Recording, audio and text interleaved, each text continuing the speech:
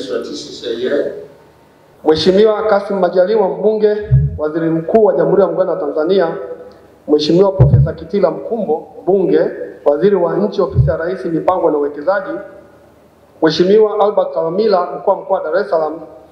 Viongozi wa sekta binafsi ambao tumekuja leo hapa, pamoja na viongozi wa serikali ambao wako hapa, makatibu wakuu, mawaziri, manaibu waziri, mabibi na mabwana, itifaki imezingatiwa. Jamhuri ya Muungano wa Tanzania. Mheshimiwa mgeni rasmi, kwa niaba ya Chemba Wafanyabiashara Tanzania TCCIA, naomba kutoa salamu fupi kwenye hadhara hii ambao tunazindua mpango wa pili wa ukumbi. Kwanza kabisa, Mheshimiwa Waziri Mkuu, ninaomba utuwasilishie salamu zetu za dhati kwa Mheshimiwa Rais wa Jamhuri ya Muungano wa Tanzania Dr. Samia Suluhu Hassan kwa jinsi ambavyo ameweza kufanya katika kuimprove mazingira ya biashara kwa nchi yetu kwa kipindi chote ambacho ameingia madarakani. Pili, Mheshimiwa Waziri Mkuu na mgeni rasmi, ninaomba nitambue kwamba mpango wa kwanza wa kuboresha mazingira ya biashara Tanzania umefanya kazi nzuri sana na ni kazi kubwa sana na tunaipongeza, na baadhi ya vitu ambavyo tunavyofanyika, moja wapo ni kupunguza tozo mbalimbali ambazo zilikuwa zinaleta ukakasi katika kufanya biashara na kuongeza cost of doing business, gharama za uendeshaji wa biashara. Pili, Mheshimiwa Waziri Mkuu na mgeni rasmi, napenda vile vile kutambua kwamba kuna baadhi ya taasisi za serikali zimefutwa na zingine kuunganishwa kwa ajili ya kuongeza ufanisi wa serikali na kupunguza kero za wafanyabiashara kudili na taasisi nyingi sana. Tatu, vile vile napenda kushukuru Mheshimiwa Waziri Mkuu jinsi ambavyo kumeundwa madawati mbalimbali ya biashara kwenye level za wilaya na mikoa kwa ajili ya kuimprove business environment na pamoja na kuharakisha usajili wa makampuni.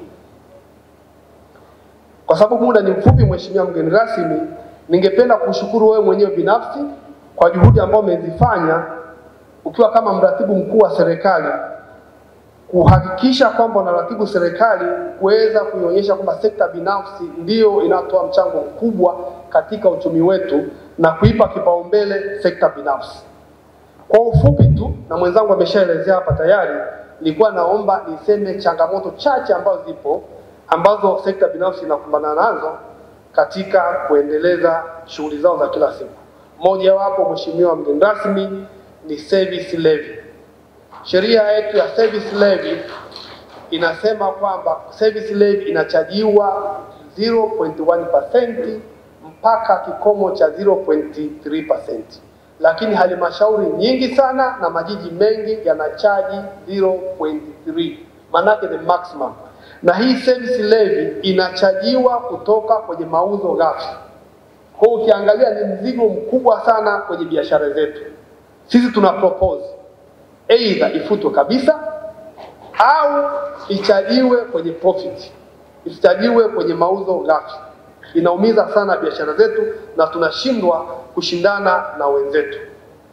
Lingine ambalo linasumbua Mheshimiwa mgeni rasmi ni swala la SDL. Swala la Skill Development Levy. Swala la SDL ambapo sasa hivi ni 3.5%. Ni kubwa sana, iko nje ya viwango vya kimataifa. Tunajua kabisa viwango vya kimataifa ni 2. Na serikali ya Jamhuri ya Muungano wa Tanzania imejitahidi sana. Tulikuwa tuko juu zaidi hapo. Nakumbuka tulikuwa zaidi ya 4.5. Na kuna mpango maalum umewekwa serikali kupunguza kidogo kidogo kwa sababu isingewezekana kutoa hii kwa mara moja. Sasa tumefika 3.5, tumekwamia hapo. Tunaomba msaada kwamba kwenye maboresho sasa hivi tuangalie ni namna gani ambao tunaweza tukaipeleka ikawa kwenye standard za kimataifa ili makampuni yetu yaliyo Tanzania yaweze kushindana na makampuni mengine yanayokuwepo sehemu nyingine zote duniani. Mheshimiwa Waziri Mkuu, tunashukuru sana serikali kwa maboresho haya na tunaamini kwamba kuna political willing ya kufanya maboresho makubwa kama ambavyo yamefanyika ya mwanzo. Tunaomba sekta binafsi ishirikishwe kwa sababu sisi ndio waajiri wakubwa. Kama hatuko mezani ndio kwamba hakuna kinachoendelea. Tunaomba sana ushirikishwaji ambao serikali ya awamu ya 6 imefanya iendelee hivyo hivyo kutushirikisha, tuhakikishe kwamba sisi tunatoa mawazo yetu ambao tunaamini kabisa sisi wote tukiwa kama Tanzania, nyinyi ambao mko kwenye public na sisi ambao tuko kwenye private sector, tukikaa pamoja hakuna jambo litashindikana, hata tukiamini kwamba serikali yetu ina nia njema. Asanteni sana kwa kunisikiliza.